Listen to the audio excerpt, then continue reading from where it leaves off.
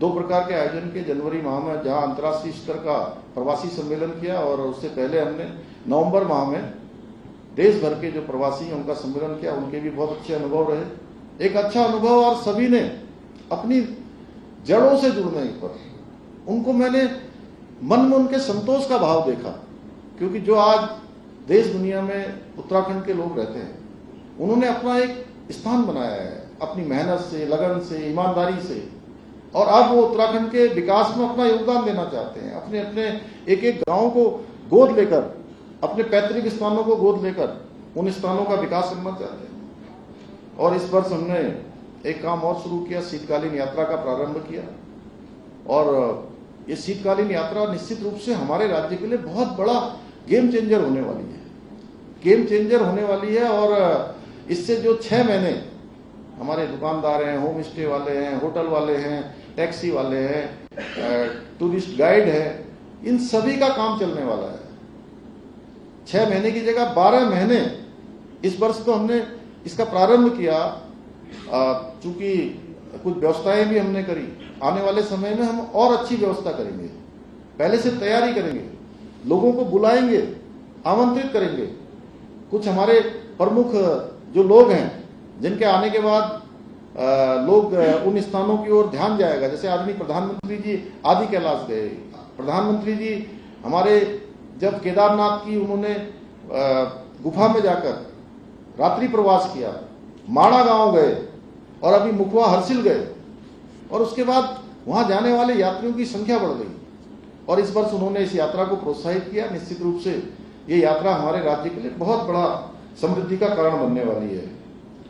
और हम विकास के मामले में जो प्रयास कर रहे हैं, हमारी दिशा बिल्कुल सही तरीके से आगे बढ़ रही है। उसी का परिणाम है कि एसडीजी इंडेक्स जो भारत सरकार का नीति आयोग प्रत्येक वर्ष एसडीजी इंडेक्स को जो घोषित करता है, उस SDG index sustainable development goal, सतत विकास के लक्ष्यों को प्राप्त करने में उत्तराखंड को पूरे देश के अंदर पहला स्थान प्राप्त हुआ है। पहले स्थान पर देवभूमि आई है। बेरोजगारी दर में भी हमने 4.4% की हमको कमी लाई है। रोजगार देने में भी हम आगे बढ़े हैं और राष्ट्रीय औसत से भी हम आगे निकले हैं। इसके साथ ही हमने स्टार्टअप के क्षेत्र में अच्छी वर्ष की श्रेणी में हमने स्थान प्राप्त किया है। प्रति व्यक्ति आय भी हमारी बड़ी है। अभी मैं देख रहा था कि कल ही उसका एक आंकड़ा भारत सरकार ने निकाला है, जिसमें हमको पूरे देश में 13वां स्थान मिला है। हम तेजी से उसमें भी आगे बढ़ रहे हैं। और इस बार का बजट हमारे लिए एक शानदार, इस महीने में कहूंगा उपलब्धि भरा, इसलिए कि हम 25वें वर्ष में इस साल प्रवेश कर गए हैं। ये हमारे राज्य का रजत जयंती वर्ष है। राज्य स्थापना का रजतोत्सव इस वर्ष को हम मनाने वाले हैं। ये उपलब्धियों वर्ष होने वाला है। और आम बजट में हमने 1 लाख करोड़ से हम आगे चले गए हैं। ये हमारी एक मैं कहूंगा कि राज्य के लिए एक उपलब्धि है। और आदरणीय प्रधानमंत्री जी ने एक बार संसद में एक बार कहा था कि माना अंधेरा घना है, फिर भी दिया जलाना कहाँ मना है। तो ये लगातार हमारा प्रयास जारी रहेगा। मैं यही कहूँगा कि अभी हमारे समक्ष राज्य के अंदर बहुत चुनौतियां हैं, मंजिल अभी दूर है, लेकिन राह हमारी ठीक है।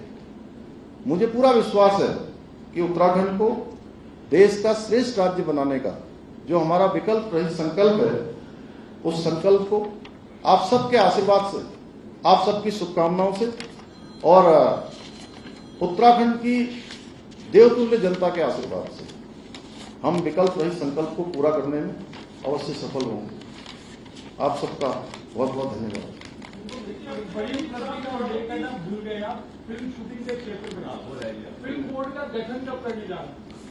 नहीं, हमारी जो प्रक्रिया बिल्कुल चल रही है और जल्दी हम उसको करेंगे।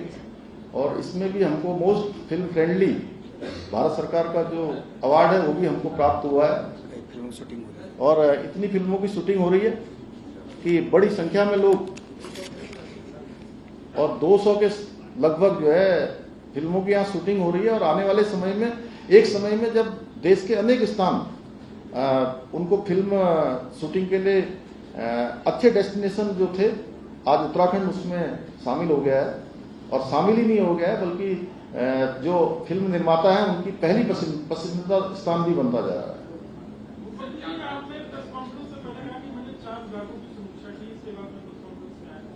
मैं टारगेट उनको दिए हैं कि वो कैसे और बेहतर जो नए गेम चेंजर स्कीम है उसमें काम करें। तो सब किन विभागों पर या किन स्कीम्स पर ज्यादा फोकस है जो हमारे लिए उत्तराखंड के लिए गेम चेंजर हो सकती है? देखिए, आज प्रातःकाल मैंने सबसे पहले आज हमारा जो फाइनेंस डिपार्टमेंट है, वित्त विभाग, उसकी समीक्षा बैठक करी थी। और उसमें क्योंकि आने वाले समय में हमको बहुत सारी चुनौतियों का भी सामना करना पड़ना है, इस नाते उसके लिए हमको कैसे तैयार होना है, कैसे राज्य का जो फाइनेंस का मैनेजमेंट है वो व्यवस्थित रहे,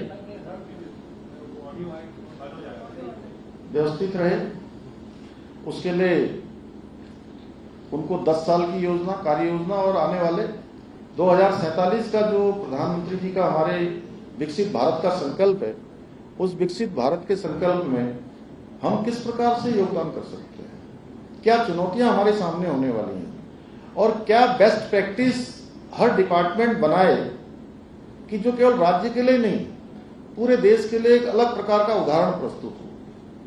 जैसे बहुत सारे चीजों में आज हम अच्छे में आ गए, जैसे हम SDG गोल्स में हमारा पहला नंबर आ गया, बेरोजगारी में हम अच्छा काम कर रहे हैं, नकल के मामले में हमने अच्छा काम किया है, इतने लोगों को रोजगार दिया है, उस कानून को हमने समान नागरिक संहिता UCC लागू किया है।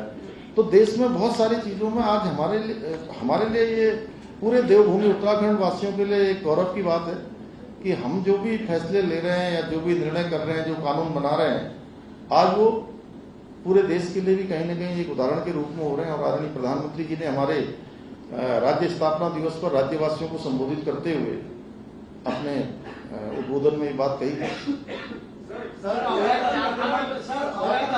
शुरुआत जो है होने को है, 1 लाख से ज्यादा लोगों ने पहले ही उसमें रजिस्ट्रेशन करवा लिए, चुनौतियां भी बनेगी, किस तरीके से देख रहे हैं? देखिए, इस बार मैं 2 बार पहले भी बैठक कर चुका हूँ, मैं स्वयं उसकी समीक्षा कर रहा हूँ। और बहुत जल्दी 4 धाम यात्रा को और व्यवस्थित करने के लिए 4 धाम यात्रा परिषद हम उसका एक गठन करने वाले हैं, जो यात्रा को विधिवत रूप से संचालित करेंगी। और क्षमता भी बढ़ गई है, और क्षमता भी बढ़ रही है, और साथ साथ होम स्टे बन रहे हैं, होटल बन रहे हैं। और दूसरा यह है कि आसपास के जो स्थान है, हमारे देव स्थानों के आसपास, चूंकि जब यात्रा का शुभारंभ होता है वो एक हमारा बहुत पीक आवर्स होता है, 1-1.5 महीने का जो समय है, उस कालखंड में आसपास के क्षेत्रों में भी जो देव स्थानों के आसपास के धामों के आसपास के स्थान हैं, उनको हम डेवलप करने पर भी विचार कर रहे हैं। रजिस्ट्रेशन की व्यवस्था और अच्छी हो, यात्रा का और अच्छी व्यवस्थित तरीके से यात्रा हो, उन सभी पर विचार करके प्रत्येक विभाग वाइज